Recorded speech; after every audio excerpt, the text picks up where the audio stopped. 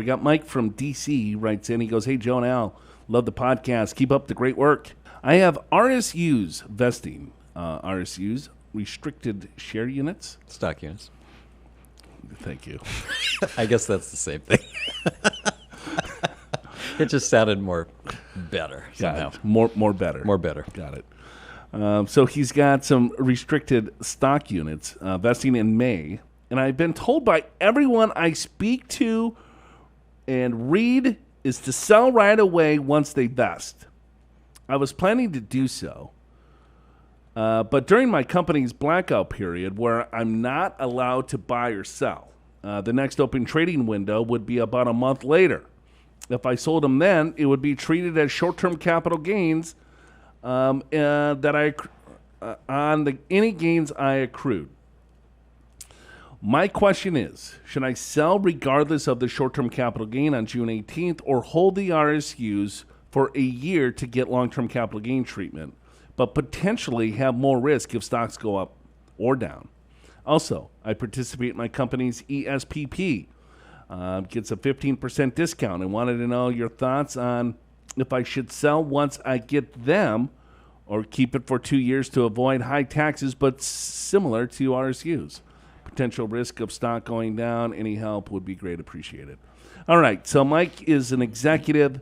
He's got some executive comp plans, and he's curious on what the heck to do. So, Alan, why don't you explain RSUs?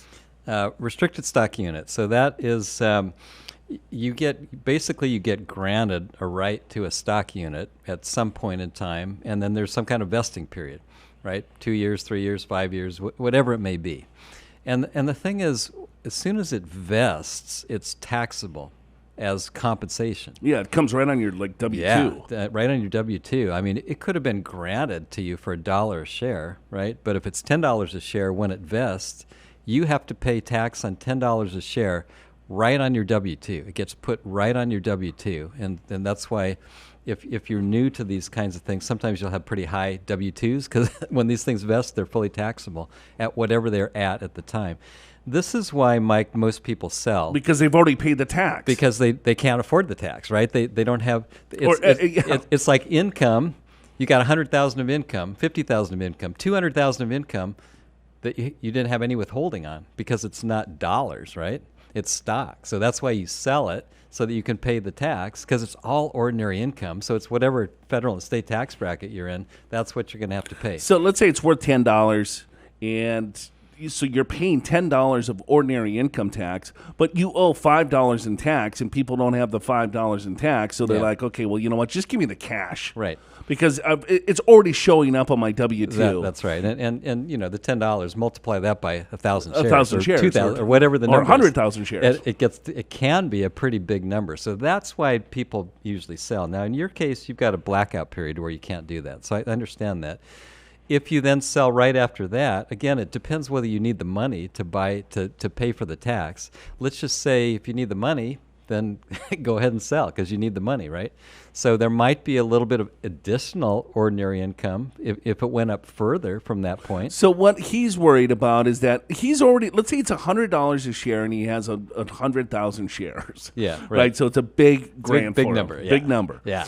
And so that's a big wallet. There. Yeah, that's giant. I wish I had Mike's wallet. So he's going to have to pay tax on that $100 a share, depending on how many shares that he has. Yeah. Right there on his W-2, it's going to show up. That's right. But he can't sell the shares until a blackout period. Sure. Right? So if the stock goes from $100 a share to $150 a share from the blackout period, he's going to pay another tax on that $50 increase. That extra increase. From the vesting date. That's right. Not the whole thing again. Not the whole thing again. Because you already paid tax on the first 100 in your W-2. Right. Right. So now let's just say you can afford to pay the tax, and if you're bullish on the stock, you think the stock's going to go up or at least stay the same. Right, if it stays the same, there's actually not much no benefit at all because there's no additional capital gain. But if you think the stock's going to go up and you're pretty confident about that, there's risk, right? Because it might not. But if you can wait a year, then you'll get long-term capital gain on that extra piece, the extra $50 in your example. But there's a lot of risk in that. And this is why most people, they sell when they vest because they can't afford the tax and they're not willing to take the risk.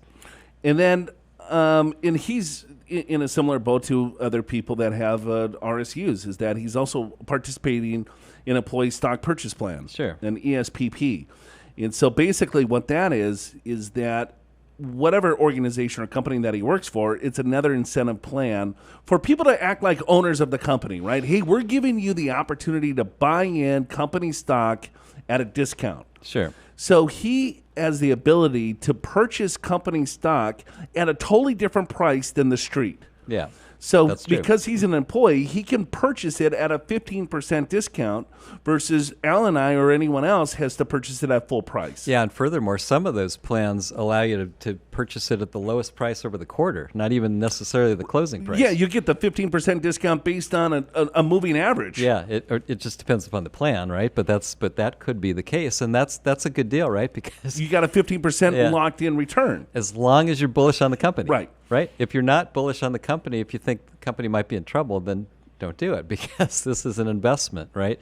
But the idea here is a little bit different than RSU because once you buy it, you have the discount. There's no taxation until you sell it. If you wait a year, it's going to be long-term capital gains, so that would be advantageous. Again, you'd only do it if you're bullish on the company. Right. Some people take advantage of these plans and then they sell it as soon as they can, even at short-term capital gains. They pay the ordinary income tax because the 15% discount might have been greater than the tax that they have to pay, so there's an arbitrage there. Well, yeah, right. That or the fact that they think, you know what, this is really shot up. I don't think it's going to stay.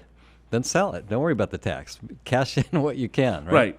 Because if you think about it, Mike, your income, your wages are coming from that organization. You got RSUs that are coming. So if everything is tied in, Yeah. To your company, Yeah. A lot of concentration. A lot of concentration there. But that's how you get super rich, If you got the right company. or you can get super poor. Are you prepared for retirement? Schedule a free financial assessment with an experienced financial professional right online at purefinancial.com.